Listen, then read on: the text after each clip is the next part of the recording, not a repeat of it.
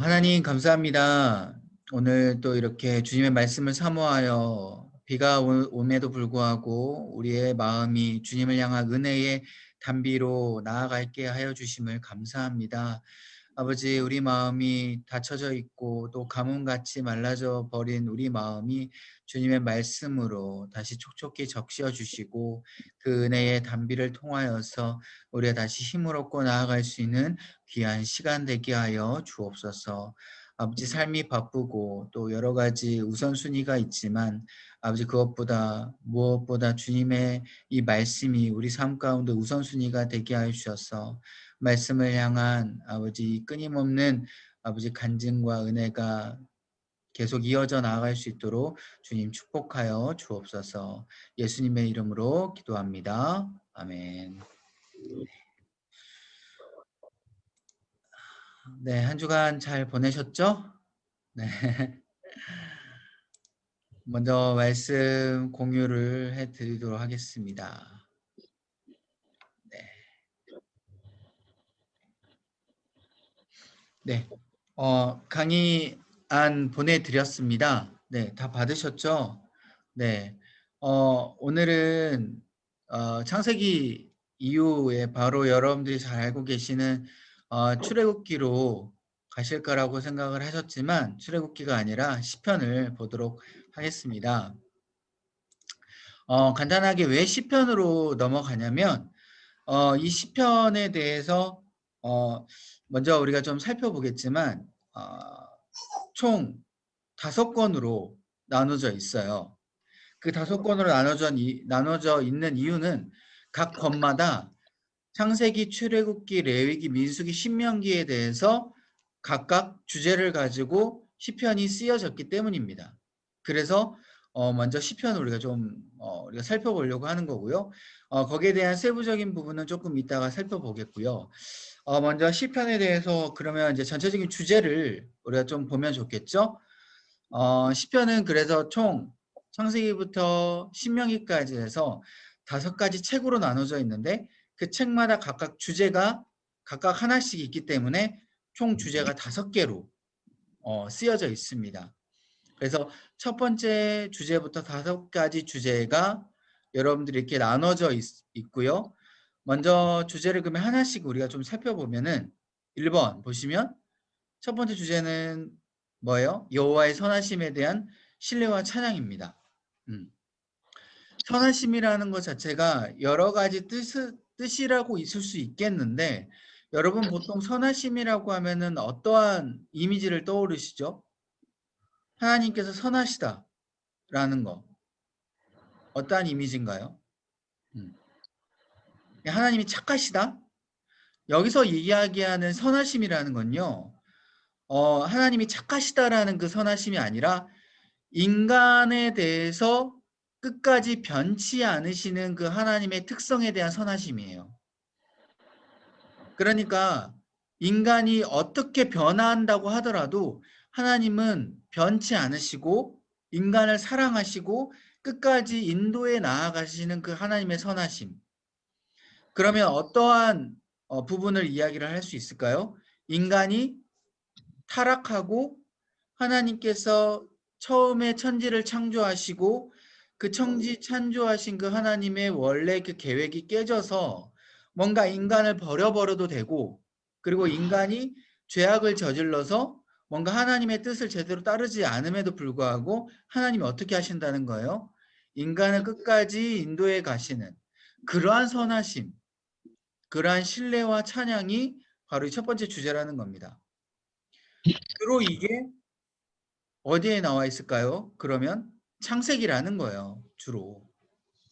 물론 여러 가지 그 총 5권에 대해서 이 주제가 전부 다 나와 있긴 합니다.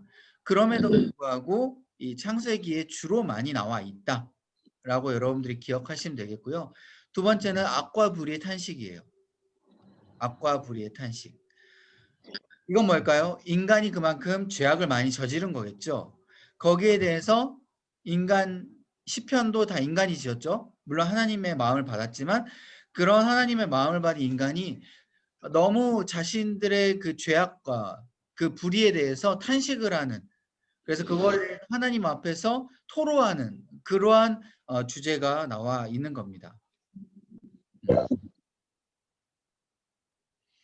주로 이제 출애굽기에 대해서 들어가면은 어때요? 인간에 대해서 하나님께서 그렇게 역사하시고 굉장한 기적을 펼쳐 주셔서 출애굽을 해서 저 가나안 땅을 들어가고 있는데 이스라엘 백성 민족들이 어떻게 합니까? 죄악을 엄청나게 저지르죠. 하나님을 따르지 않고 어때요? 하나님의 마음에 대해서 그렇게 알지 잘 못해요. 그럼에도 불구하고 하나님께서는 인도하시는데 인간들이 하나님의 마음을 몰라서 그럼에도 불구하고 계속 죄악을 저지르고 금송아지를 만들고 어때요? 하나님을 배반하죠.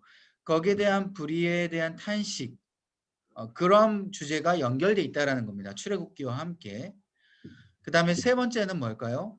우주와 열방의 왕이신 여호와 이스라엘 왕을 높였다라는 겁니다. 자, 우주, 열방 이건 다 누가 지은 겁니까? 하나님이죠. 하나님이 우주와 열방을 다 지으셨어요. 인간까지도 그런 다 창조하시고 왕으로 이 운행하시는 그러한 하나님을 높여드리는 인간이 이걸 깨달은 거죠. 자신들이 살고 있는 이 땅을 하나님께서 창조하셨구나. 시편 기자가 그거를 제대로 깨닫고 너무 무궁무진한 그 하나님, 그 왕을 창조하고 높이는 그러한 주제고요. 네 번째는 뭡니까? 하나님의 언약 백성이 이스라엘의 축복입니다. 하나님과 이스라엘 백성 간에 언약을 맺었죠. 그 언약에 대해서 하나님께서는 끝까지 이스라엘 백성들을 지키시고 그 언약을 가지고 이스라엘 백성들 운행하시는 거기에 대해서 하나님에 대해서 그 특성을 또 찬양하고 또 하나님께서는 그 이스라엘을 축복하는 그러한 상호 교류 간의 그러한 메시지들이 있다라는 겁니다. 그래서 시편의 이 네 번째 주제를 보면 하나님께서는 우리를 정말 축복하시구나. 그리고 우리는 그 하나님에 대해서 찬양합니다. 이러한 그 하나님에 대한 축복에 대해서 서로 교류하는 그러한 이제 주제가 나와 있고요. 그다음에 마지막 다섯 번째는 이제 지상에서 이 땅에서 여호와가 현존하시는 이제 직접 계시는 특별한 장소로서의 시온을 찬양하는 그런 주제가 있다는 겁니다. 이게 무슨 말이냐? 지금 이 시온이라는 장소가 어디를 뜻할까요? 이스라엘의 예루살렘 성전을 시온이라고 하죠. 시온성 많이 들어보셨죠? 그래서 이 시온성은 이스라엘의 예루살렘 성을 뜻하는데 이 예루살렘 성이라는 것은 굉장한 특별한 상징적인 의미가 있습니다. 바로 하나님께서 임재하시는 장소. 그렇기 때문에 이 특별한 장소는 어떻게 하든지 간에 하나님께서 계속해서 역사하시고 우리를 베풀어 주신다. 축복을 베풀어 주신다라는 그러한 이미지가 있는 것이죠. 그래서 예루살렘 성전을 계속 찬양하는 그러한 주제가 있어요. 이거를 오늘날로 따지자면 어떤 의미냐면 지금 교회가 이 시온과 같은 의미를 가지고 있는 거예요. 교회는 하나님의 임재가 계속 상징되어 있는 곳이다. 그래서 교회는 결코 무너지지 않는다. 하나님의 축복이 있는 곳이다. 그렇기 때문에 교회로 나와야 된다. 교회 안에서 예배를 드려야 된다. 그러한 이미지, 그러한 사상이 이스라엘 백성들 가운데 있었다라는 것이죠. 그래서 무조건 1년에 한 번씩은 어떻게 해요? 시온성, 예루살렘 성으로 계속 오는 거예요. 6월절. 그때 맞이해서, 기간을 맞이해서 하나님을 찬양하고 높이기 위한. 그런데 왜 이 시온성을 찬양하는 이 주제가 굉장히 크냐면 이 시온성이라는 이 주제가 특별한 임재가 있기 때문에 여러분 나중에 이스라엘 역사를 살펴보면 이 예루살렘 성전이 파괴가 돼버립니다. 누구에게? 로마 지배를 받으면서. 그래서 특별히 네로 왕제 70년에 티투스 장군에 의해서 예루살렘 성전이 완전히 무너져 버려요. 그럼 이 예루살렘 성전이 무너졌다라는 건 이스라엘 백성들에게 어떤 의미가 될까요? 아, 이제 하나님께서는 임재하지 않으시는구나. 이제 우리는 끝났다. 이제는 완전히 멸망했다. 이러한 그러한 상징적인 의미가 있다라는 것이죠. 근데 그러한 상황 가운데 이미 이 시편의 기자가 이 시온성을 찬양하는 이유가 뭐냐면 너희들은 그 역사적으로 이후에 뭔가 예루살렘 성전이 무너졌다고 하더라도 하나님의 임재는 이 시온성에만 있는 것이 아니라 하나님이 어디서든지 간에 다 있다라는 것을 분명하게 깨우쳐 주기 위해서 미리 이 시온성에 대해서 찬양하고 이 마지막 주제를 보게 되면 하나님은 어디 있으시든지 간에 다 하나님께서 역사하신다라는 의미가 다 담겨져 있어요. 이 마지막 주제에서도. 그래서 우리가 딱 지금 봤을 때는 예루살렘 성전이 무너지지 않고 지금은 너무나도 굳건하지만 나중에는 무너질 수 있는 그 상황 가운데 하나님이 있는 곳이 바로 시온성이다라는 그 주제를 포함되어 있다라는 겁니다. 자, 그래서 첫 번째부터 다섯 번째까지 이 주제가 시편 총 몇 편까지 있을까요? 1편부터 150편까지 있어요. 여러분 시편이 굉장히 많잖아요. 총 150편까지 있습니다. 여러분 그 150편 정도는 알고 계시면 좋을 것 같고 그 150편 중에서 이렇게 5가지 주제로 다 분류할 수 있다라고 여러분들이 생각하시면 될 것 같아요.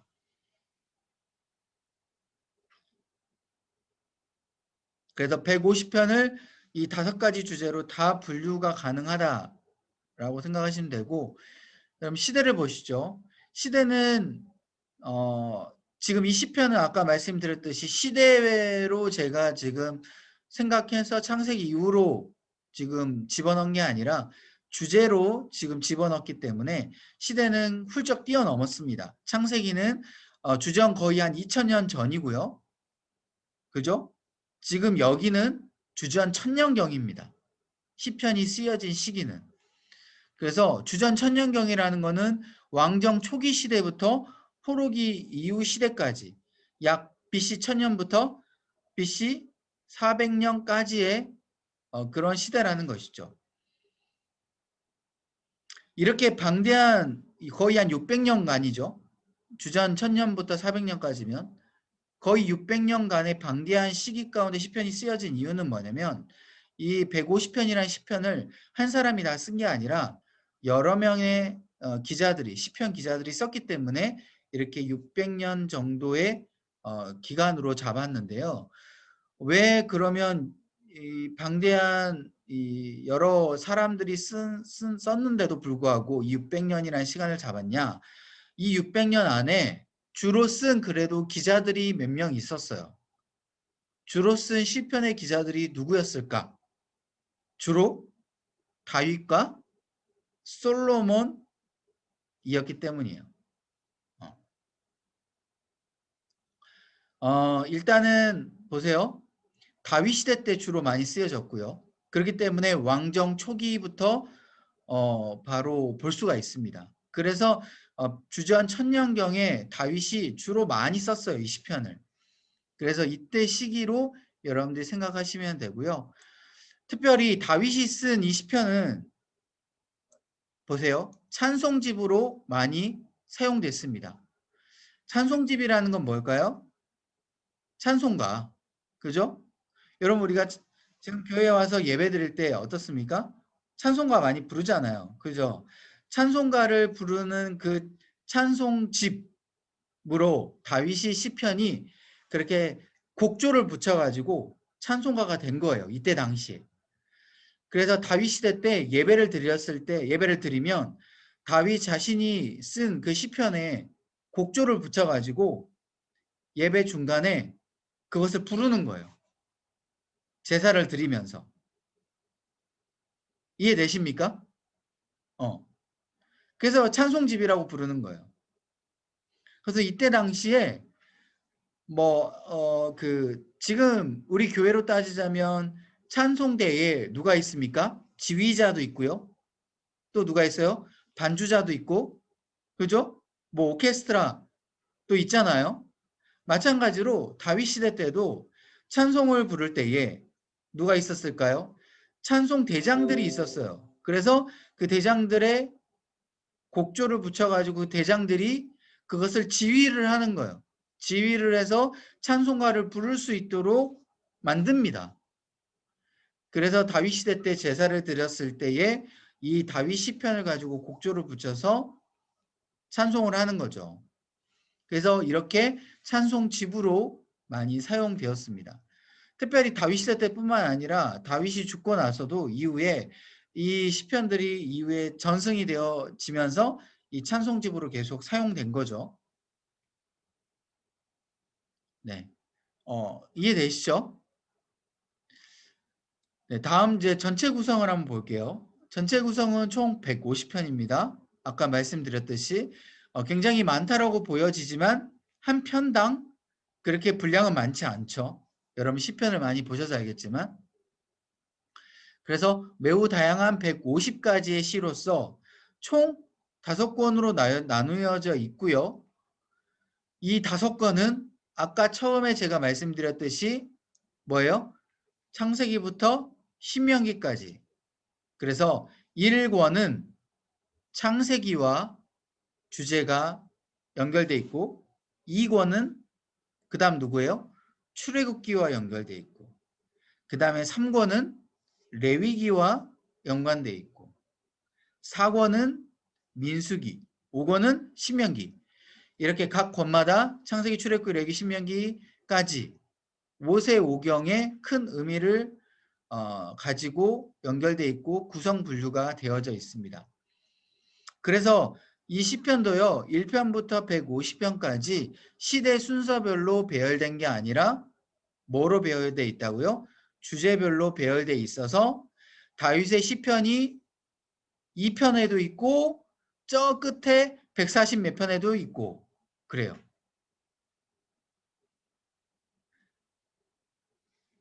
그래서 모세오경의 큰 의미를 가지고 구성 분류되었다.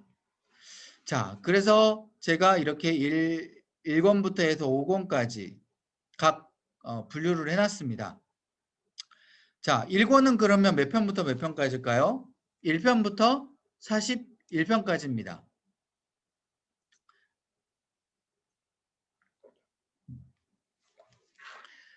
자, 1편부터 41편까지인데 주제가 창조와 인간이에요.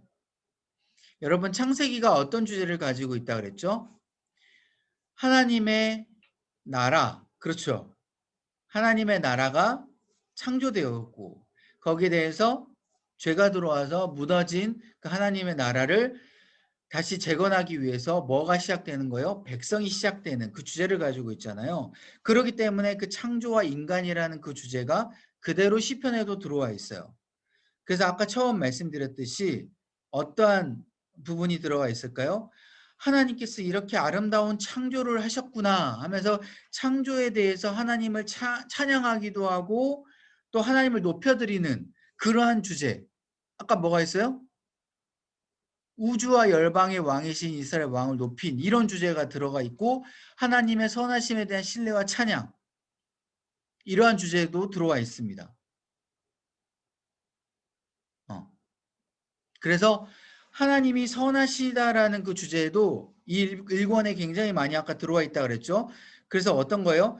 이스라엘이 그대로 하나님께서 축복을 하고 계시는데 중간에 죄가 들어와서 안타까운 그 마음에 하나님 앞에 탄식을 하지만 하나님께서 그럼에도 불구하고 내가 너희들을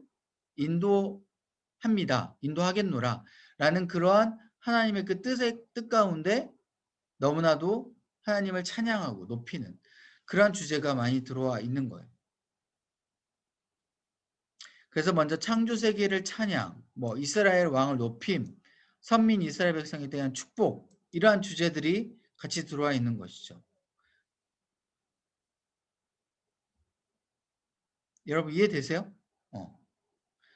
그러니까 이 5가지 주제에 이 1권에는 주로 어떤 주제가 많이 들어와 있나 이렇게 한번 여러분들이 살펴보시고 아, 이러한 주제들이 지금 들어와 있구나. 이렇게 134번 주로 많이 들어와 있네. 읽어보시면서 여러분들이 콕 집으면서 읽으시면 돼요. 그럼 이해가 되실 겁니다. 주로 다윗이 이 1권에는 많이 썼습니다. 그래서 1편, 2편, 33편을 제외하고 나머지는 다 다윗이 썼다라고 여러분 생각하시면 돼요.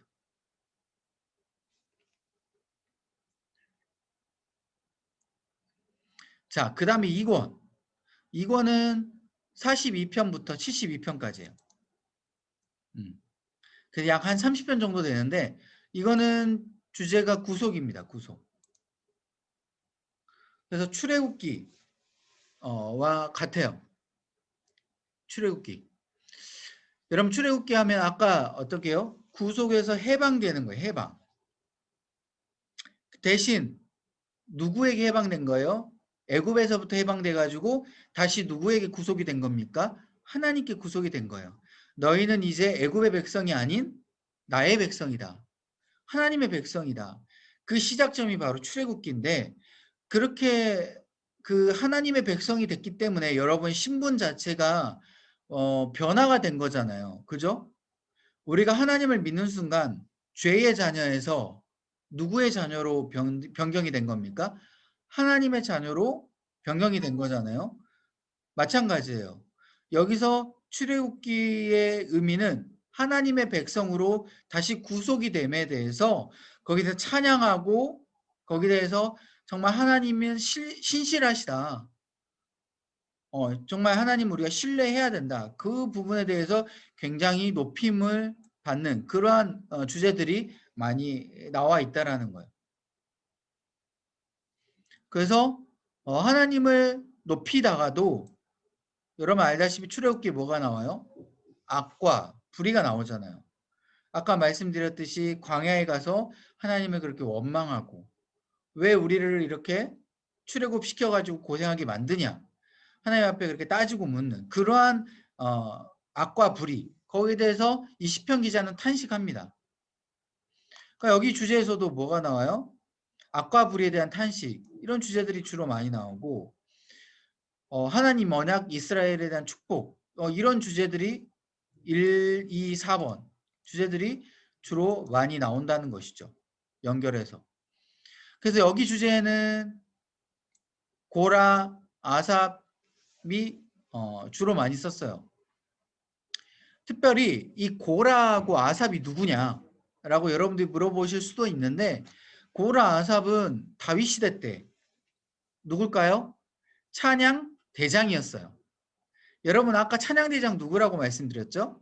다윗이 시편을 딱 쓰면 그 시편 가지고 뭐 한 거예요? 곡조를 붙여가지고 뭐요? 오케스트라 만들어가지고 제사 때 자 우리 다 찬양 부르자 해가지고 지휘하고 인도하는 그런 찬양 대장 바로 그 사람이 고라하고 아삽이었어요. 이 찬양 대장들이 또 나름 다윗만 시편을 쓴 게 아니라 이 사람들도 이렇게 시편을 썼다라는 거예요. 그래서 42편부터 50편까지는 고라하고 아삽이 쓴 거고요. 51편부터 70편까지는 다윗이 썼고 72편은 솔로몬이 썼습니다. 이런 식으로 2권이 서로 나눠져 있어요. 이해되시죠? 네.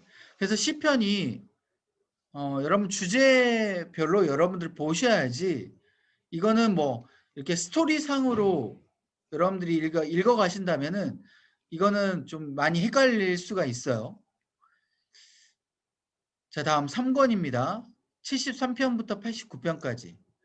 여기서는 성소와 예배, 바로 레위기하고 마찬가지예요. 자, 성소라는 건 아까 말씀드렸듯이 이제 여기서부터 누가 나올까요? 시온이 나옵니다. 시온성. 성소라는 건 교회, 성전. 여기서 예배를 드리는 부분. 거기에 대한 주제죠. 여러분 레위기 하면은 뭐가 떠오릅니까? 율법이 떠오르잖아요. 그죠? 그 율법이 어떤 거예요? 예배를 어떻게 드리느냐. 그죠? 하나님을 어떻게 영광을 높여 드리느냐? 거기에 대한 규칙, 그게 바로 율법이잖아요. 마찬가지예요. 성소와 예배.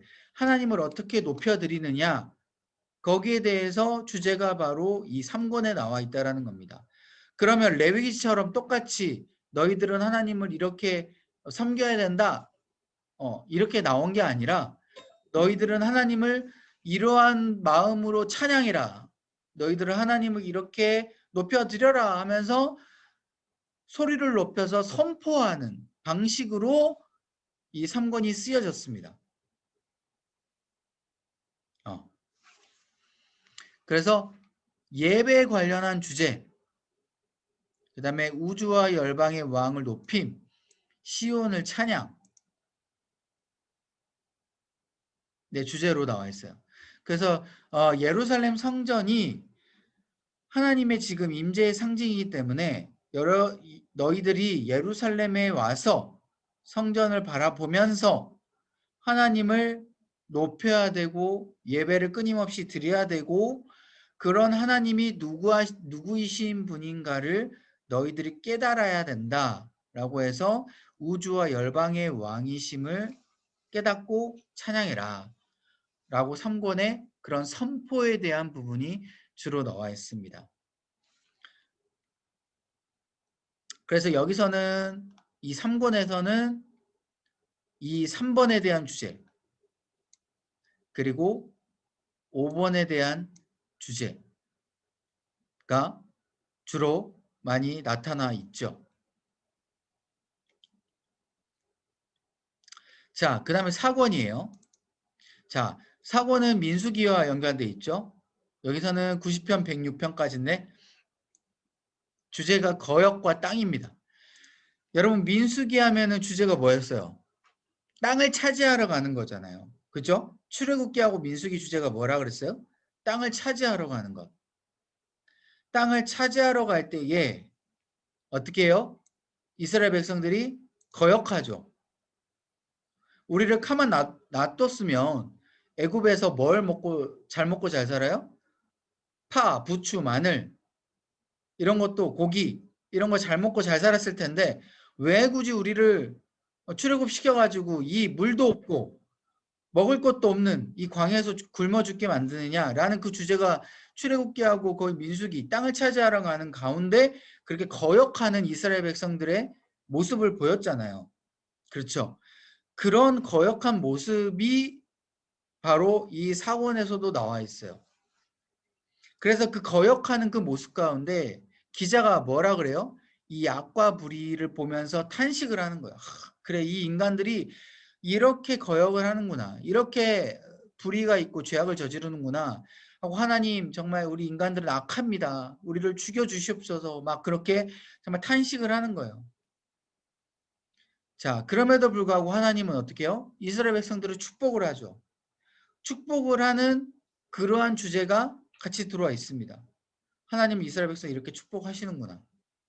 그리고 그 선하심에 대해서 신뢰와 찬양을 하나님께서는 우리가 신뢰를 보여주시기 때문에 우리는 찬양을 하고 같이 맞물려 있는 그 주제들이 나타나 있는 거예요.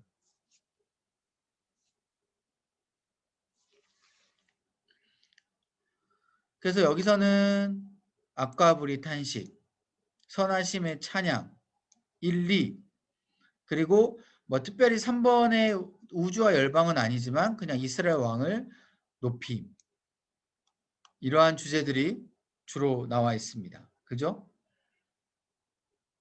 그 다음에 5권 107편부터 150편 이제 마지막이죠. 이제 신명기와 연관되어 있습니다. 자, 말씀과 찬양이에요. 신명기는 어떠한 주제냐면 우리가 그렇게 막 특별히 레위기와 이제 연관돼서 그냥 간단하게 말씀을 드리자면 하나님에 대한 율법인데 그 율법을 다시금 리마인드 시켜주는 그러한 주제가 신명기에 들어있거든요. 그러니까 하나님에 대한 말씀이 그대로 이루어지는 그러한 신뢰. 그러니까 하나님은 정말 신실하시고 하나님은 우리를 사랑하시고 하나님은 우리를 언약으로 우리를 지켜주셔라는 그러한 하나님에 대한 절대적인 지지에 대한 주제가 드러나 있어요. 그렇기 때문에 이 하나님에 대한 말씀이 드러나 있고 그러한 하나님의 말씀을 지키는 찬양을 해야 된다. 높여야 된다라는 부분이 나타나 있는 거예요. 그리고 여기는 제가 이제 4번 주제하고 조금 빼먹었는데 4번 주제도 그렇고 5번 주제도 그렇고 대부분 표제가 없어요. 여러분 표제가 없다라는 거는 어 여러분 뭔지 아십니까, 여러분? 여러분 시편에 보시면 여러분 시편 성경책 이렇게 딱 보시면 어떻게 되어 있어요? 여러분 1편 뭐부터 해가지고 또 보면은 그 각 편마다 그 이 박스가 있어요. 박스. 어떤 박스예요? 그 편에 시작하기 전에 무슨 박스가 있습니까? 이런 박스가 있어요. 요런 박스. 보이시죠? 그래서 지금 제가 지금 보는데 일단 3편에 보면 3편에 이렇게 나와 있어요. 다윗이 그의 아들 압살롬을 피할 때에 지은 시. 이런 식으로 이게 3편의 표제거든요. 3편에. 이런 식으로 표제가 다 10편에 대부분 나와 있어요. 물론 1편도 없고 2편도 없고 물론 없는 표제들 10편들도 많은데 지금 4권과 5권에는 이런 표제들이 대부분 없다라는 거예요. 여러분 이 표제가 왜 중요하냐면 이 표제를 보고 이때 당시의 시대를 예측할 수 있고 이 시편 기자가 지금 어떠한 상황에서 이 시편을 지금 썼구나라는 걸 알 수 있기 때문에 이 표제가 중요한 거예요. 그렇기 때문에 여러분 3편에 보셔도 다윗이 그의 아들 압살롬을 피할 때의 지은 시라라는 거 표제를 딱 나와 있는 걸 보면은 지금 다윗이 압살롬을 피했을 때 얼마나 힘들었을까, 얼마나 힘들었는데 이렇게 시편을 썼겠구나, 이 화자의 마음을 알 수 있다라는 거예요. 그래서 4편에도 4권에는 이러한 표제들이 없었기 때문에 주로 모른다라는 것이죠. 그래서 4권에는 주로 모세하고 다윗의 시로 구성되어 있고요. 이런 그 저자들이 있는 시편들은 표제들이 대부분 있어요. 근데 저자들이 없는 누군지를 모르는 시편들은 이런 표제들이 주로 없습니다. 그러니까 잘 몰라요, 상황을. 5권에서도 마찬가지로 대부분 표제가 없지만 15편의 이 시가 주로 다윗의 시입니다.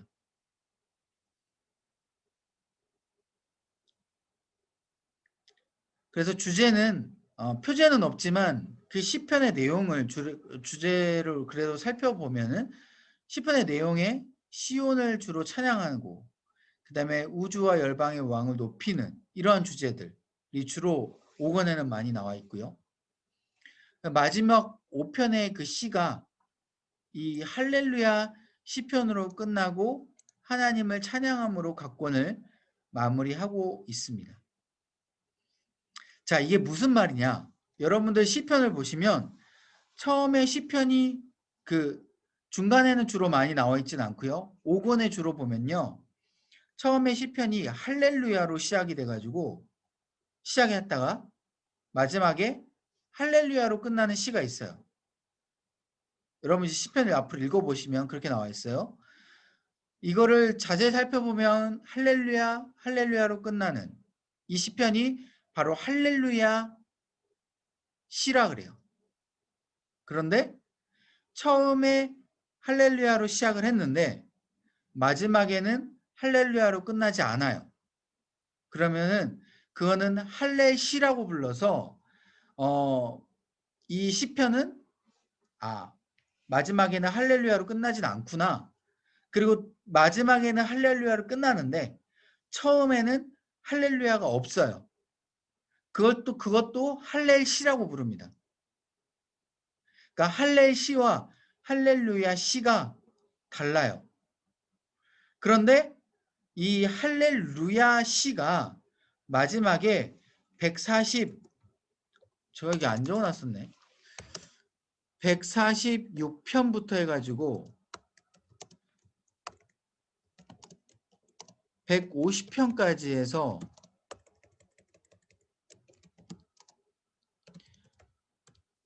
할렐루야 시로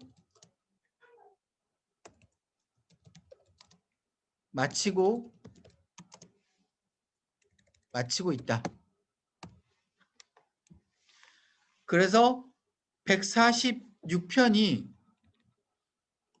창세기 1권을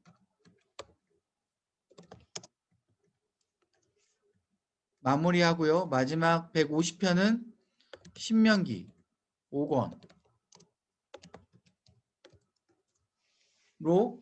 마무리를 해주고 있는 거예요. 자, 이 말을 다시 한번 말씀드리면 146편은 1편부터 41편까지가 아까 창세기 주제라 그랬잖아요. 1권이라고 했잖아요. 그 1권을 통틀어 가지고 이 146편이 다 압축해서 마무리를 해주고 있는 거예요. 할렐루야 시로 해가지고. 그러면 147편은 42편부터 해서 2권이 72편까지잖아요. 그 42편부터 72편까지 두 번째 출애굽기의 그 주제를 다 압축해가지고 147편이 출애굽기로 할렐루야 시로 주제로 마무리를 해주고 있는 거예요. 그래서 146편부터 150편까지는 각 그 권수를 또 한 편씩 한 편씩 마무리를 해주고 있는 그래서 시편이 마무리를 하고 있다라는 겁니다. 이해되시죠? 네. 그래서 이게 바로 각 주제의 시편을 보여주고 있는 거예요.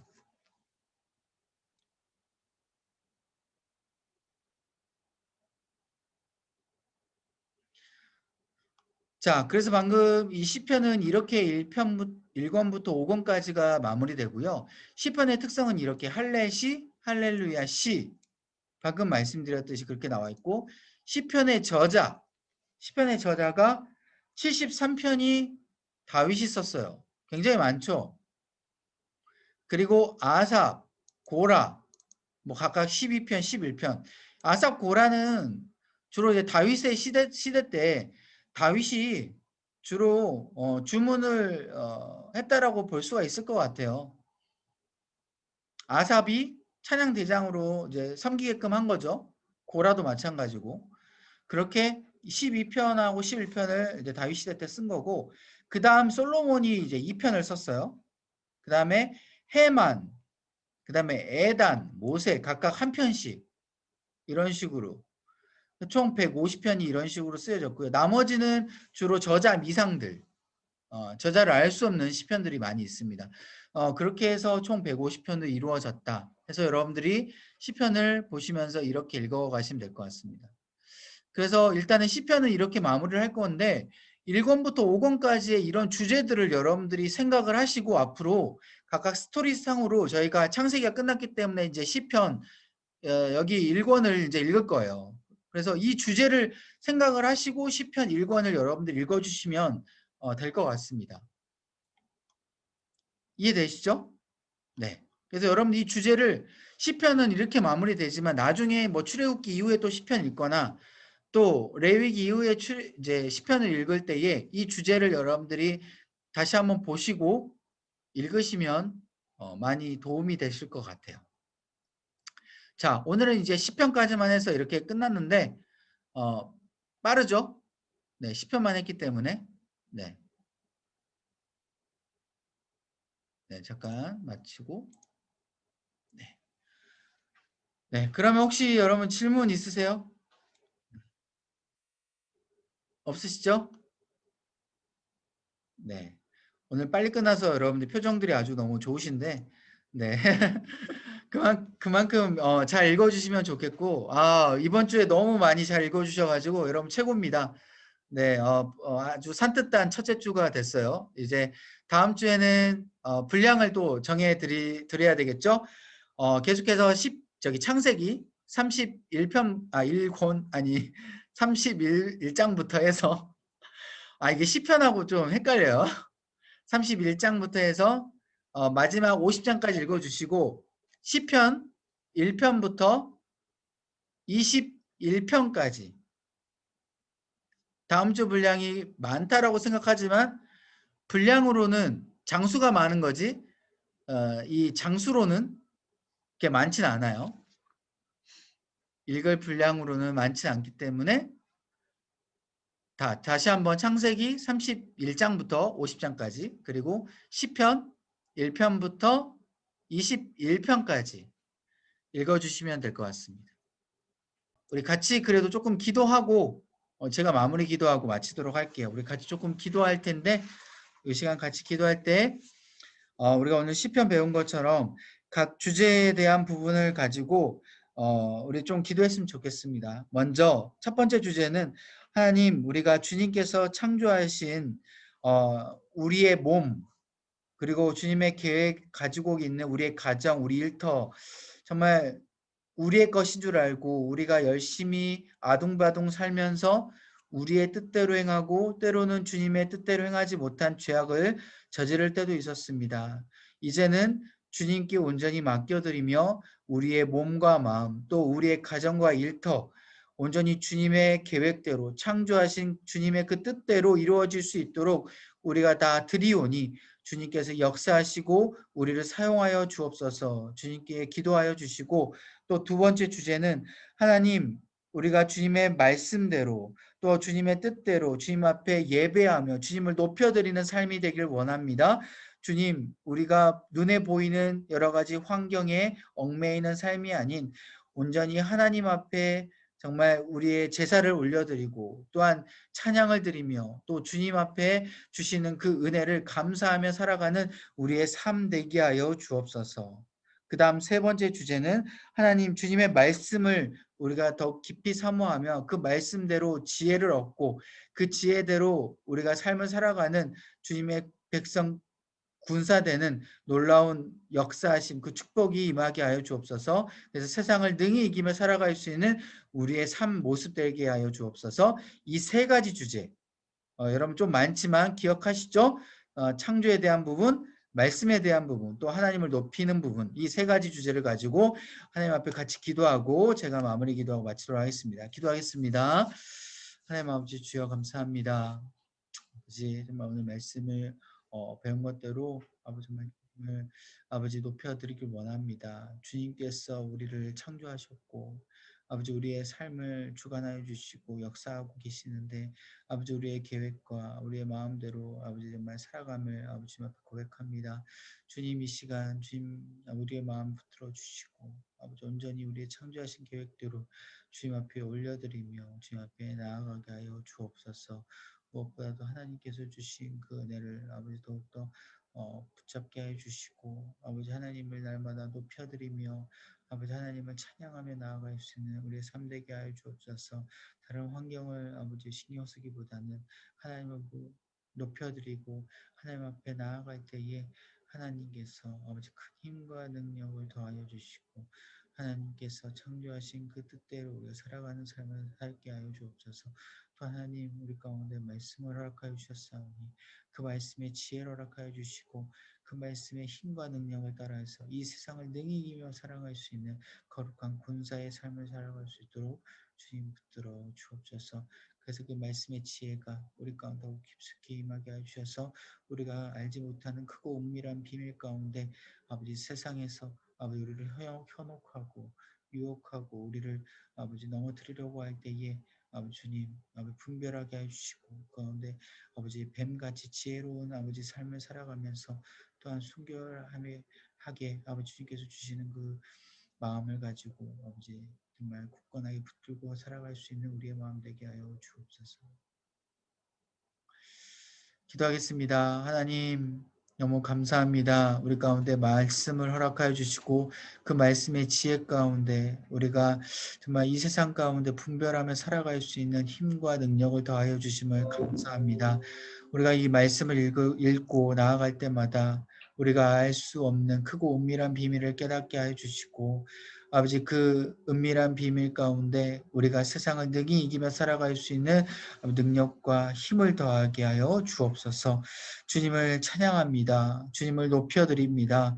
아버지 우리 입술 고백 가운데 불평불만이 나오는 것이 아니라 주님을 높여드리고 찬양하는 우리의 거룩한 입술 되게 하여 주시고 우리의 말씀을 읽으며 우리의 말씀을 주님의 말씀을 선포하며 나아갈 때마다 아버지 정말 주님께서 이 말씀의 선포대로 우리의 삶을 이끌어가는 놀라운 능력의 말씀 되게 하여 주옵소서. 아버지 또한 우리가 정말 주님께서 창조하신 그 뜻대로 살아가길 원합니다. 연약한 우리의 몸과 또 육신과 또 영혼과 또한 가정과 일터 가운데 주님께서 붙들어 주시고 온전히 우리의 생각대로 나아가는 것이 아니라 주님께서 주신 창조의 그 계획대로 아버지 나타날 수 있도록 우리를 모두 주님 앞에 드릴 수 있는 아버지 결단과 마음 될 수 있도록 주님 인도하여 주옵소서.